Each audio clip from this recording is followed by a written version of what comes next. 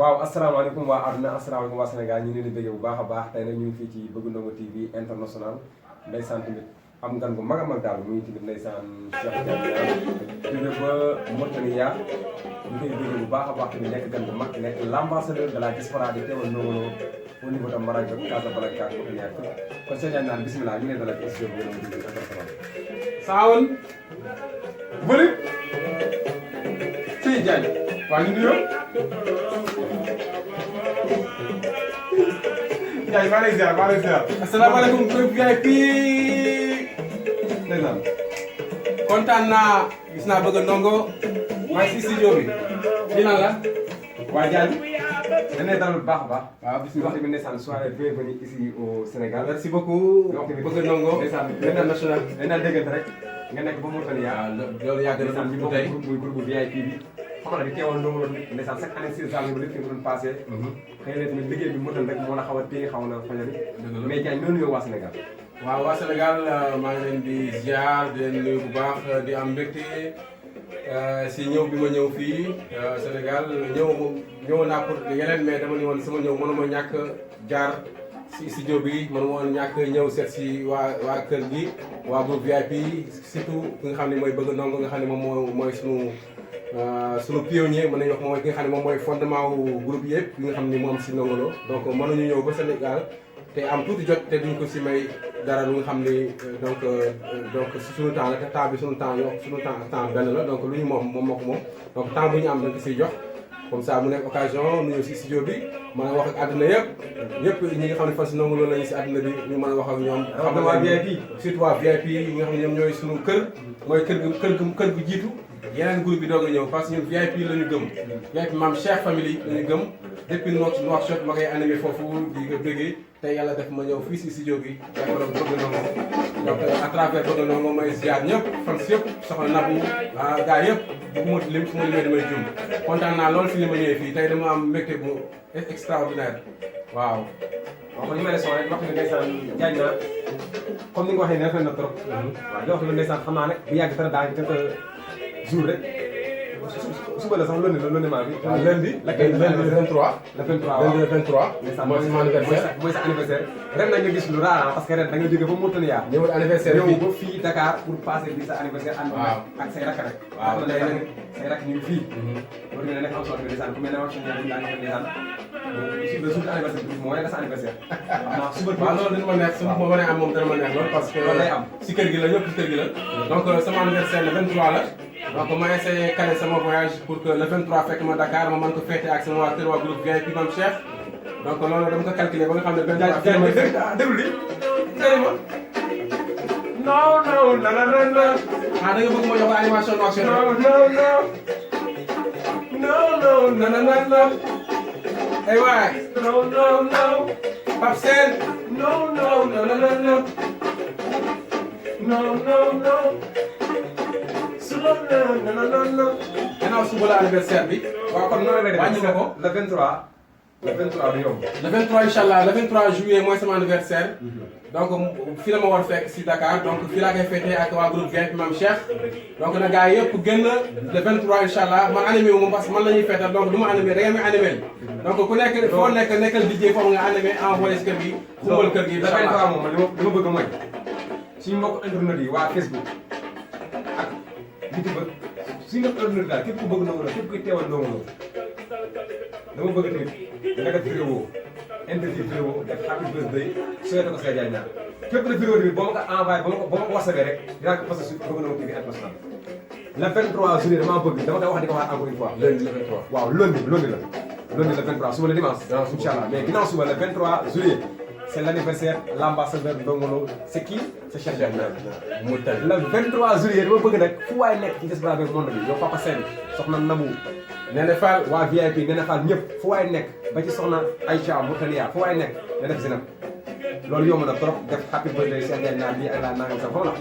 envoyé ma sama WhatsApp wala sax ma envoyé ma sama Facebook dinaa message vidéo bi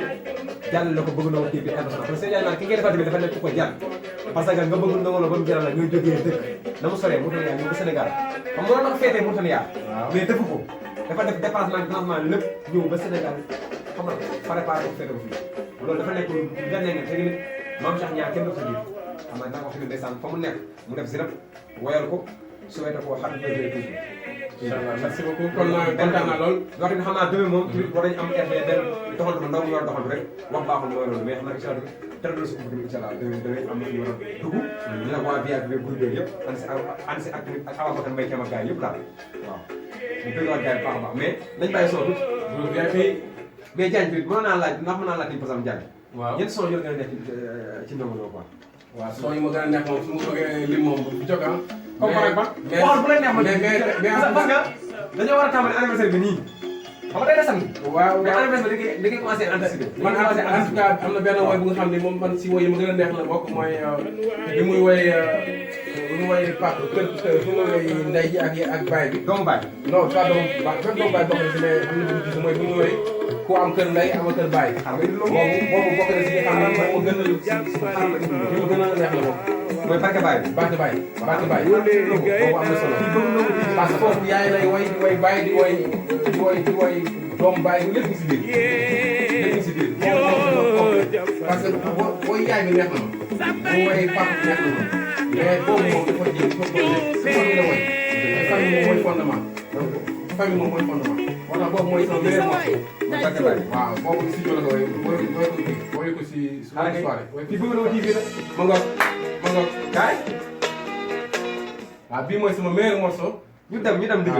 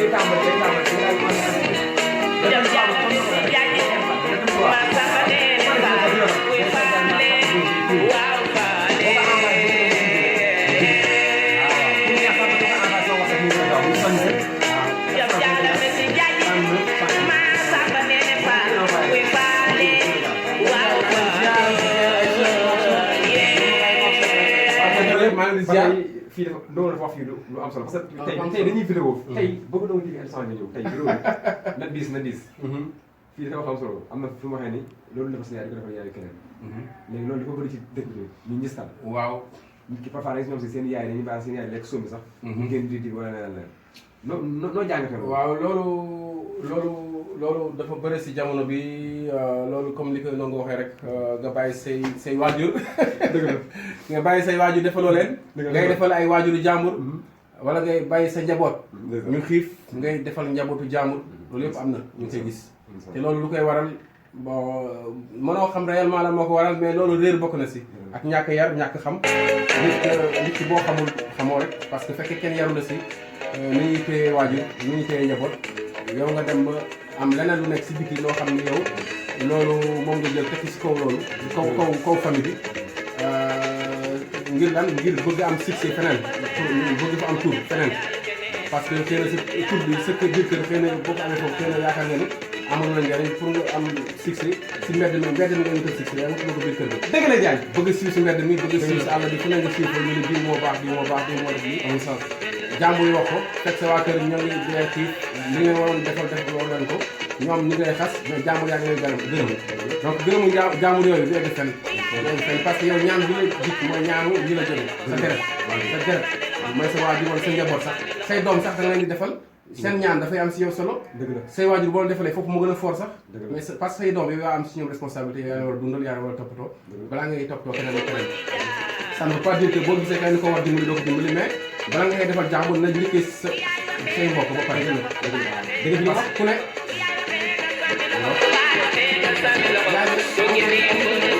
sànni loxo ñi ko amoon njëriñ sànniwu leen loxo ñi mu yaakaar ñi si biti sànniwu leen loxo mais yaayam sànni loxo parce que pour moom yaayam li mu bëgg yaayam def mënu ko defal parce que yaayam amu ko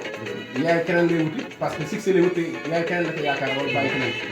succès bi mooy lan mooy yaay keneen naan yaa baax te parce que yaay wax ko sa papa wax ko loolu amul njëriñ amul sens ñoom bi la ñaanalee ñaan bi du dem fenn mais say waajur yow léegi bi la rëbbee rëbb day dal dëgg la parce que moo tax dëgg la rek mais ku la mën a mere ci àdduna sa xew maanaam bu la fekkee yaay bi ñu bëgg si yow bàyyi ñu bëgg si yow rek kenn ku la mere tamit moo xam à part ça du la wàññi dara donc luy ku nekk looy def lu baax lu mu mën doon loo koy def boo koy def na njëkk si sa kër ba pare sa kër nag moom mën nekk say waajur say doom say mag say rak say tante say bàjjen say nijaay ñi nga xam ne ñoo wut sa kër ba pare boo defee ba pare nag kenn koo defal nag boobaa dina am sens dëgg la gerte mais man koy wax baax mooy mais quand même on parle pour ñu rek dans le cas général mais en tout cas nañu gën a góorgóorlu si suñu njaboot ak suñu wàll waaw bu ñu bëggee vraiment si waajur yi surtout waajur yi ndax waajur yi moo jiitu ndax mooy li nga xam ne moom la ñu mais fekkee ne ba màggee sax ndongo wax na fi garaaw nee na booy diisoo ndongo loo diisoo nag borom xel mu gudd te rafetlu rafetlu ca déwén borom a koy xalaatee. maanaam dafa bëri yu bëri ñoo xam léegi dañuy sànq. lu leen sànq mooy lan bu gàtt rek moo leen sànq. beneen thème parce que yow lu koy waral mooy yow da ngay nekk si diggante nga nekk si situation nga nekk si diggante fekk yow àndoo ak ñi nga war a àndal sa diggante ñi nga war a àndal ñi nga xam ne boo àndee moom mën la gën a si àndoo moom yaa ngi ànd ak ñi nga xam ne ñoo lay jëy yow nga yaakaar ni ñooñu ñu lay wax naan ñi laatu man yow nga yaakaar ni kon ñii waruma teg la toog ñoom parce que ñoom ñoo may wax li ma neex alors que li lay wax li la naqari mooy li lay wax mooy li gën si yow parce que yow loolu bu boo ko def ndax dafa metti parce que lu baax day metti lu baax du yomb ku la naan noonu la jay mu yomb muy neex si yow parce que yow lu neex nga bëgg a dégg wala lu lay jay kon kooku du dem donc borom xel bu gàtt mooy kooku dina jay borom xel bu gudd mooy kooku dina wax dëgg parce que bu nekk mooy wécc waaw loolu demee borom xel bu gudd la borom bu xel mooy borom xel bu ñaaw te kat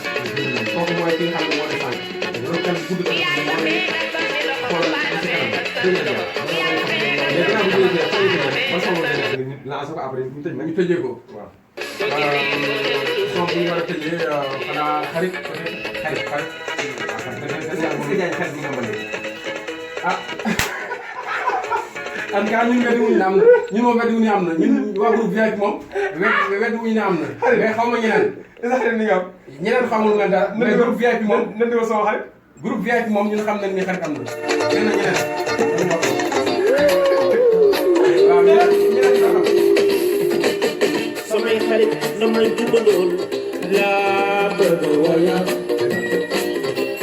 waaw fii dem ndeysaan ndongo dafay woy lu daw yaram quoi parce que boo xoolee fii waa Pikine la fa woy waa deuxième réew waaw ñu mu yaroon mais nag naan Thierno Diouf ma ngi dawa nga xam ne ndeysaan la preuve rek loolu seede baaxul le 16 janvier l'an 2000 comment dire 16 bi 2016 bi waaw 16 bi n'est-ce pas waaw 17 bi bi ma ñëwee 2016 la woon 2016 la woon 17 bi woon 17 2016 laa ñëwoon 2017 ñëw moom 2016 laa ñëwoon ok 16 bi ah 2017 ñëw waaw 16 bi waaw jour boobu noonu mën naa ni moo ñu àll këram Saalum kon doon defee wàcce kaamil foofu waaw mooy fi Saalum noonu toog jàngoon foofu mooy kër waaw te mu jàkkaarloo këram yénig foofu mooy kër Thierno jàkkaarloo këram yénig ah ma ngi dawa ndax ne ndeysaan son bi ay ñoom Bas Seen ak ñoom Ndongo Seen doomu Paa Goume Seen nga xam ne lépp ndeysaan deuxième réew la ñoom la ci way daal naan son bi ay xaritam waaw ñoom fooxaale boo gis ay temps xale bëgg dama ñaarande ay xaritam su way xaritu démb yi jurandoo yàndoon ndeysaan dañu am son bi am solo mënu may yóbbu ba ma fàttalee mbaa ma leen di ginnaawal sare mënu maa jaay ba ma xeeb leen yéen laa ànd bu rafet bi te yàlla tax boobu ànd bu jeexoo ajulam da ngeen jàpp yàlla tax ma jàpp yàlla tax boobu ànd bu jeexooy doog a seet tamit lu am solo laay wax kii gis nii sama grand la de boo xoolee bu dee ci wàllu âge macha allah moo mag teg seen sant dafa wàccee boppam ba comme ay morom lañ rakkam jeu sax moom mooy mais gis nga macha allah daal te lii ndeysaan tamit baax rek moo ko wane ak payof xam nga lii ndeysaan yombul billaahi yombul waaw parce que dañu bokk bëgg-bëgg rek dañu bokk bëgg-bëgg donc ñu bokk bëgg-bëgg ñoom ñooy daje fi bëgg-bëgg bi nekk n'est-ce pas Merci Diagne l'ambassadeur ñoo bokk bëgg-bëgg donc international li ñu bëgg fu mu nekk dañ fay daje dëgg la yow bu fekkee da nga bëgg suukar ma bëgg suukar fi ñu nekk fii suukar la nekk foog ñu daje fa ndax suukar ngay wuti ma wut suukar xarit samay doomu ndey baama di jot laa man sumay xarit samay doomu ndey Abdou Silo laa bëgg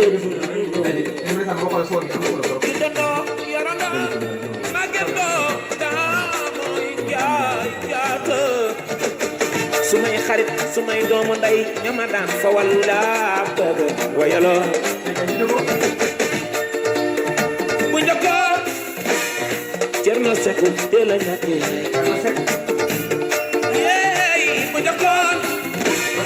muy Basiru bu njëkkoon da ngay bëgg nit ñu naan la kii du sa nawle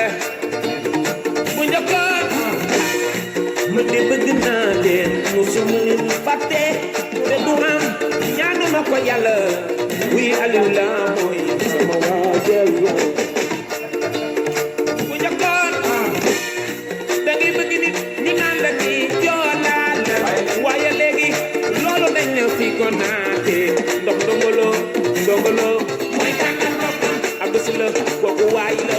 moo tànnal boppam Aliou Lam seen daali seen mooy tànnal boppam Mbay Jaañ kooku waay la mooy tànnal boppam Jaga Menga loo séedema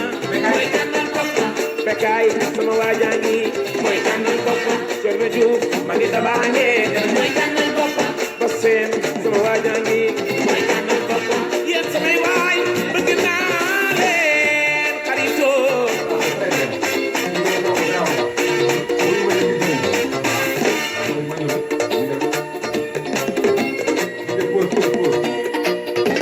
fii dafay wala lu daw yaram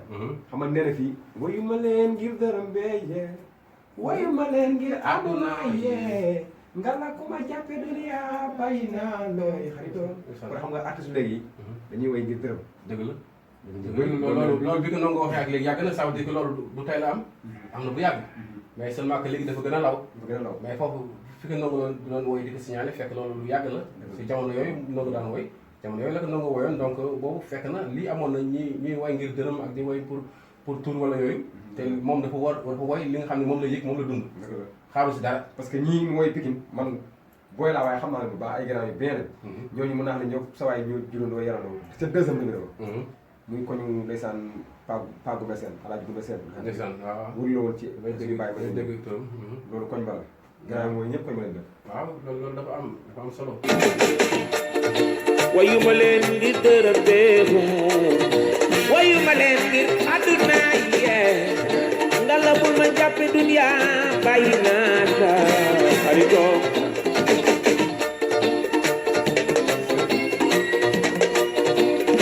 ba tey li mooy bëgg a wax tamit mooy di kat suñu émission bi ñuy def teg kat ndongo rek en l'instant nii mooy daw ci YouTube bi ci Bëgg Ndongo TV international waaw muy teg kat ndongo boobu peut être ko loolu tamit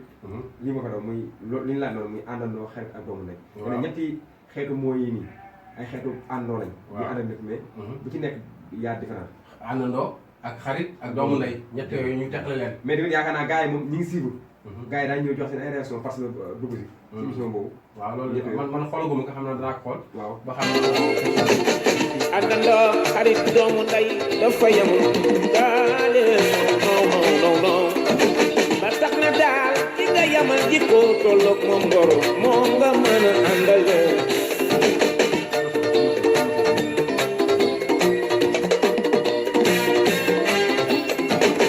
fi ngeen nekk sori loole fi ma nekk sori waaye xol yaa ngi di seet doole yi jël ndox la waay doole yi waykat bi mooy pipi bi ama ñu dul lu garaaw la woy fii fii dafa woy na encore pare ci xarit ñëw ci public bi public bi waaw parce que doole waykat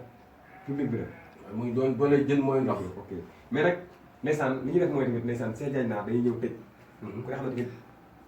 sa anniversaire moom la 23 la ginnaaw suba la suba incha allah waaw dañuy ñëw tëj ba ginnaaw suba ndeysaan tamit li ma lançoon laay lançoon rek fu waaye nekk ku mu neex mën ngaa commencé suba war sabal